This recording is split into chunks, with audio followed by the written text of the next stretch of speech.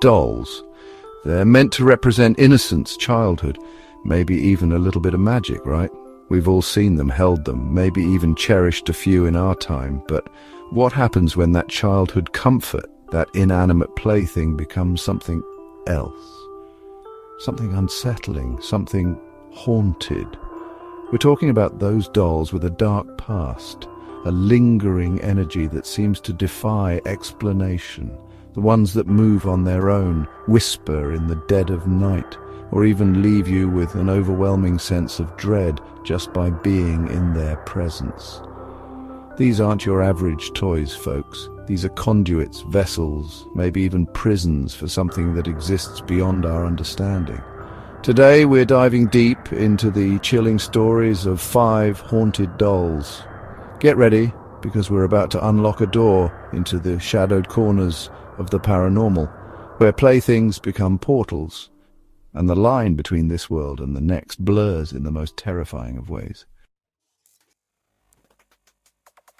Now, you can't talk about haunted dolls without mentioning the infamous Annabelle. This isn't just some Hollywood horror story, folks. This is real deal, documented and downright disturbing.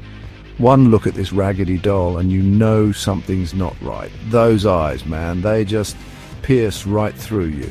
The story goes that Annabelle was gifted to a nursing student back in the 70s. Seemed harmless enough at first, right? Wrong. This doll didn't stay put. The student and her roommate would find it in different rooms, different positions, like it was moving on its own. And then came the notes. Handwritten notes appearing out of thin air, pleading for help. This thing wasn't messing around. They called in paranormal investigators, the big guns, and that's when things got really intense. This wasn't just some mischievous spirit. This was something dark, something demonic, latching onto that doll, using it as a vessel. They managed to contain it, lock it away in the Warrens' occult museum, but even then the energy, the fear, it lingered. Then in 2020, rumors started swirling that Annabelle had escaped. Panic, man, pure panic. Was it true? Was this malevolent entity unleashed upon the world again? Turns out it was a hoax, but for a while people were terrified. That's the power of Annabelle, the grip it has on our collective fear. It makes you wonder, what if that evil really did get out? Our next stop takes us back to the early 1900s, to sunny Florida, where a young boy named Robert Eugene Otto received a gift that would change his life forever. A handmade doll dressed in a sailor suit that he named fittingly Robert. Now, this wasn't your average childhood companion. This doll, standing at an unsettling 3 feet tall, became Robert's confidant, his shadow, some might even say his tormentor. See, Robert the boy started acting strange, blaming the doll for mischief, talking to it in hushed, secret tones. The family brushed it off at first, kids and their imaginations, right? But then things escalated. Whispers coming from Robert's room at night, objects moving on their own, the doll changing positions when no one was looking. It was like this eerie game of cat and mouse, but no one could quite pin down what was going on. The family swore they heard Robert the doll talking back, its voice a chilling rasp that sent shivers down their spines. Neighbors claimed to see the doll peering at them from the windows, its painted-on smile taking on a menacing quality. Robert the boy grew older, but the attachment to the doll remained, an unsettling bond that seemed to defy explanation. To this day, Robert the doll resides in the East Martello Museum, locked away in a glass case. Visitors claim to feel a cold spot near the doll, an oppressive energy that makes the hairs on the back of your neck stand on end. Some even say that if you disrespect Robert, if you take his picture without asking permission, you'll be met with misfortune, accidents, even illness. Coincidence, maybe? Or maybe, just maybe, there's more to this sailor-suited doll than meets the eye. Chapter 3. Okiku, the curse of the ever-growing hair. Our journey into the heart of haunted dolls takes us across the globe to Japan, where we encounter the unsettling tale of Okiku.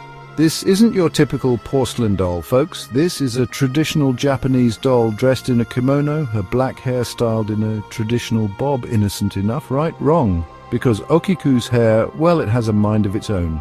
The story begins in 1918 when a young girl named Okiku received the doll as a gift from her loving brother. They were inseparable, those two, until tragedy struck and Okiku fell ill, succumbing to a fever. Heartbroken, the family placed the doll in their home shrine, a small token of remembrance for their lost daughter. But then the unexplainable happened. Okiku's hair, once neatly trimmed, began to grow. At first, they thought it was just natural decomposition, the hair loosening from the scalp. But as days turned into weeks, the hair grew longer, thicker, flowing down the doll's back in an unnatural cascade. Word spread, whispers of a curse, of Okiku's spirit residing within the doll, her hair a physical manifestation of her lingering presence. The family, both terrified and intrigued, took Okiku to the Manenji temple, seeking answers, seeking solace. The priests, even they, were baffled by the phenomenon. To this day, Okiku remains at the temple, her hair still growing, a constant reminder of the young girl who once cherished her and the unsettling mystery that surrounds her. Chapter 4. Ruby, a porcelain vessel of sorrow. Now, some haunted dolls are known for their malevolent energy, their sinister intentions, but then there's Ruby. This porcelain-skinned doll with her rosy cheeks and painted-on smile isn't out to harm anyone. No, Ruby is a vessel of sorrow, her porcelain shell carrying the weight of a tragic past. The details of Ruby's origins are shrouded in mystery, passed down through generations of whispers and hushed tones. What we do know is that she was once the cherished companion of a young girl who met an untimely end. Some say the girl died in a tragic accident, clutching Ruby in her arms. Others whisper of an illness, the girl wasting away, her beloved doll the only constant in her final days. Whatever the truth may be, one thing is certain. Ruby is no ordinary doll. She's been passed down through generations, each owner reporting the same unsettling feeling, an overwhelming sense of sadness that washes over them when they're in her presence. It's like the weight of Ruby's sorrow, the echoes of that lost little girl's grief seep out of her porcelain skin, infecting the very air around her. Today, Ruby resides in the Traveling Museum of the Paranormal and Occult, a silent sentinel to a tragic past. Visitors claim to feel a chill when they approach her, a heaviness in their chests as if the air itself is thick with sorrow. Ruby may not be out to harm anyone, but her story serves as a chilling reminder that sometimes the most haunted objects are those that carry the weight of our deepest sorrows. Chapter 5. Lily, a whispered conversation with the past. Our final destination takes us deep into the heart of the haunted museum, home to countless artifacts of the paranormal. Among them, one doll stands out, Lily. Crafted in the 1800s in Germany, Lily's porcelain face is frozen in surprise. Her hair is real human hair, adding an extra layer of unease. Discovered by an antique dealer, Lily brought nightmares and vivid visions. He sold her. But Lily had other plans. Potential buyers felt a presence as if Lily was watching them. A young girl whispered secrets to Lily, saying Lily's been hurt. To this day, Lily resides in the haunted museum, her porcelain face a mask of secrets.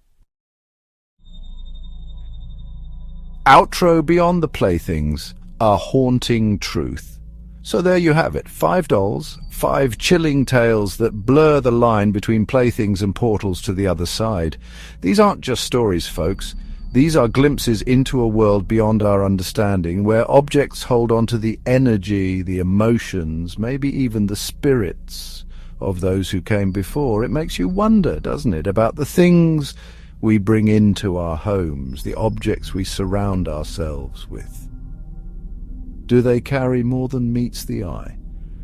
Are we just caretakers passing these objects along, unaware of the stories they hold, the secrets they whisper in the dead of night? One thing's for sure, after hearing these tales, you'll never look at a doll the same way again. The next time you see one sitting on a shelf, its eyes seemingly following your every move, just remember, sometimes the most innocent-looking objects can hold the darkest of secrets.